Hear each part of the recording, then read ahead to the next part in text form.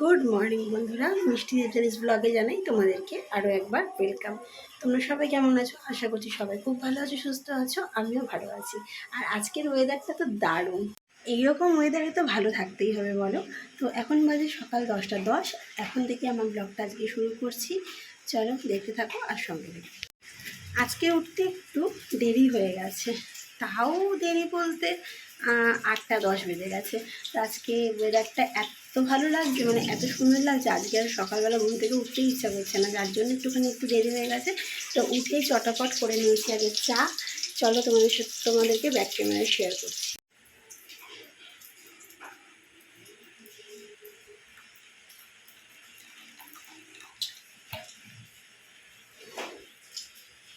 ভাবছো আজকে 1 কাপ বানলাম কেন?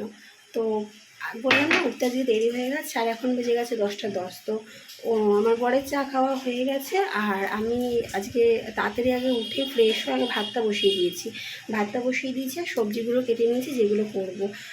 সেই জন্য চাটা ঠান্ডাই হয়ে গেছে, ওই জন্য এখন আবার গরম করলাম, গরম করে খাবো। কারণ এই ওয়েদারে কাজ করতে করতে চা খাওয়া যায় না। বেশ একটু বসে দেখবো বৃষ্টিটা কীরকম হচ্ছে, আকাশটার দিকে তাকিয়ে থাকি, চা খেতে বেশ ভালোই লাগে। তো সেই জন্য ভাবলাম যে ঠিক আছে, চাটা একটু পরেই খাবো, আগে একটু কাজগুলো সেরে নিই। তো এই হচ্ছে ব্যাপার। চলো, আর কী কী রান্না করবো সেগুলো একটু তোমাদের সাথে শেয়ার করে নিই। এই দেখো, এখানে আলু পটলটা কেটে রেখেছি, চিংড়ি মাছ দিয়ে এখানে আলু পটল হবে। আর এই যে এটা হচ্ছে বেগুন ভর্তা। পেঁয়াজটা রসুনটা কাটবো বেগুনের জন্য। এখানে করবো বেগুন ভর্তা। আর এই দেখো, এখানে ডিম আনা আছে। আজকে আর যেহেতু বৃষ্টি পড়ছে, জন্য মাছটা আর বাজারে আজকে যাওয়া হবে না, সেই জন্য বললাম একটু ডিম নিয়ে আসো, আজকে একটু ডিমই রান্না করি। তো এই যে ডিম। চলো এবার রান্নাগুলো সেরে ফেলি। চাটা খেয়ে নিই ঘরে গিয়ে। চাটা খেয়ে রান্নাঘরে এসে তারপর তোমাদের সাথে রান্নাগুলো শেয়ার করছি।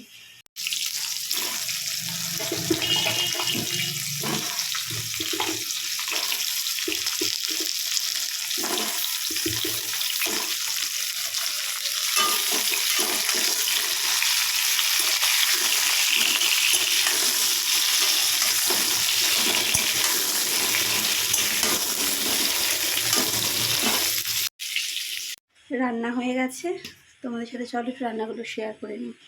দাঁড়াও, ব্যাক ক্যামেরায় দেখাচ্ছি।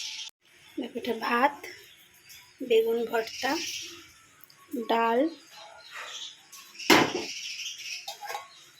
ডিমটা সেদ্ধ করে রাখলাম,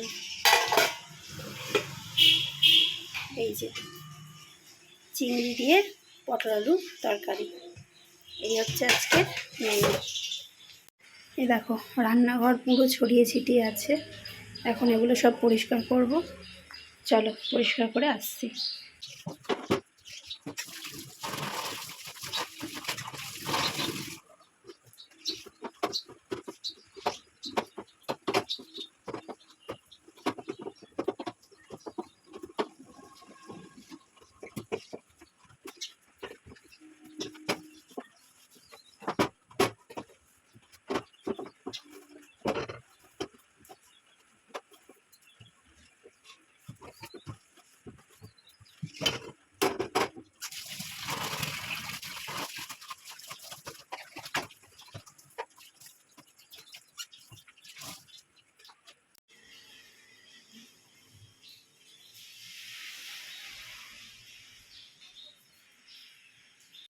রান্নাঘর তো সারা হলো, রান্নাঘর পুরো পরিষ্কার করে চলে এসেছি ঘরে।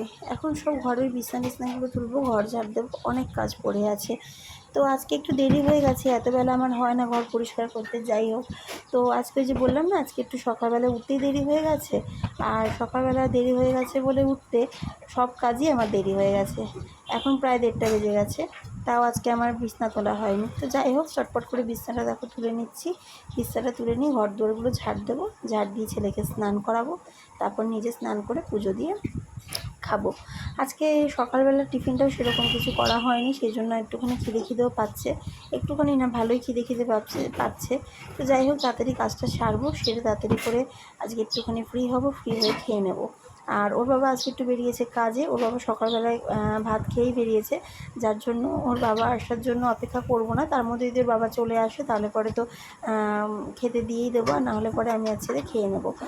তো যাই হোক, একটু আগে ফোন করেছিল, বললো যে আমার বেশিক্ষণ লাগবে না, চলে আসবো তাড়াতাড়ি। তো যাই হোক, তাড়াতাড়ি এলে তো তাড়াতাড়ি একসাথেই খেতে বসতে পারবো, আর নাহলে পরে আমার সত্যি ভীষণ খিদে পেয়েছে আজকে, আমি আর ছেলে আজকে খেয়ে নেবো। তো দেখো, ওই ঘরের বিছানাগুলো তুলে চলে এসেছি এই ঘরে। আর এই ঘরেও ছেলে সকালবেলা ব্যাট বল দিয়ে খেলেছে, পুতুল টুতুল সব এলোমেলো করেছে, সেই জন্য এই ঘরটা একটুখানি গুছিয়ে দেখো পরিষ্কার করে নিলাম। আর জলের বোতল তো সব মানে ঢাকনা খুলে খুলে এখানে, এই দেখো এখানে একটা জলের বোতল পড়ে আছে, এগুলো সব আমার ছেলের কাজ।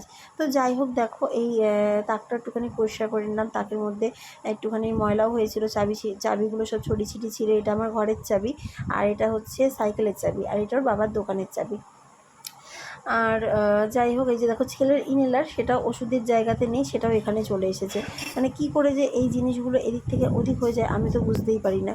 তো যাই হোক, দেখো এখানটা পরিষ্কার করে নিলাম, আর এবার চলে এসেছি ঝাড় দিতে। এখন ঘর দুয়ার ঝাড় দেবো, আর ওদিকে বাসনগুলো বার করে দিয়েছি, মাসি বাসন মাজবে। সদ্য এলো, তো আমি বললাম যে ঠিক আছে, তুমি এখন চলে এসেছো, তাহলে বসিয়ে দেবো না, কারণ রোজ আগে ঘরটাই মুছে নেয়। তো আজকে যেহেতু আমার বেলা হয়ে গেছে, তাই ওনাকে বসিয়ে রাখবো, আরও তো কাজ আছে, শুধু শুধু বসিয়ে রেখে কী হবে। সেই জন্য বললাম যে ঠিক আছে, তুমি তাহলে বাইরের বাসনগুলো মেজে নাও, আমি ঘর দোরগুলো আজকে ঝাড় দিয়ে দিয়েছি। আমি ঝাড় দিয়ে দিই, ওনাকে ঝাড় দিতে দিই না। তো যাই হোক, এই যে দেখো ওই ঘরটা ঝাড় দিয়ে চলে এসেছি এই ঘরে। আর আমার রিং লাইটটা না ভীষণ খারাপ অবস্থা, মানে বললে পরে বিশ্বাস করতে পারবে না, রিং লাইটটা পুরো ভেঙে গেছে, মানে তারগুলো পুরো লুজ হয়ে গেছে। তো দেখি, ইচ্ছা আছে একটা সুন্দর দেখে রিং লাইট কেনার। আর এই রিং লাইটটা বেশ অনেক দিনই হয়ে গেছে, আর এটা অনেকটাই ছোট, মানে প্রথম কিনেছিলাম। তো যাই হোক, এখন ইচ্ছা আছে একটু বড় দেখে সুন্দর দেখে একটা রিং লাইট নেওয়ার। সকালবেলা এত বলেছি যে দেখো কী সুন্দর ওয়েদার, বৃষ্টি পড়ছে, ভালো লাগছে। আর এখন এমন রোদ উঠেছে যে মানে আর পাচ্ছি না। তো ঘর দোর সব ঝাড় দেওয়া হয়ে গেছে, আর মাসি এসছে, পেছনে বাসন বার করে দিয়েছি, আর বাসনটা মেজে ঘর মুছতে ঢুকবে। আর দেখো চোখের মুখে একটু জল দিয়ে এসেছি, জলটা মুছি নেই, এত গরম লাগছে, মানে অস্বস্তি করছে, ভালো লাগছে না। তো এখন 10 মিনিট একটু বসে ছেলেকে স্নান করিয়ে তারপর আমি স্নান করবো, পরে আসছি।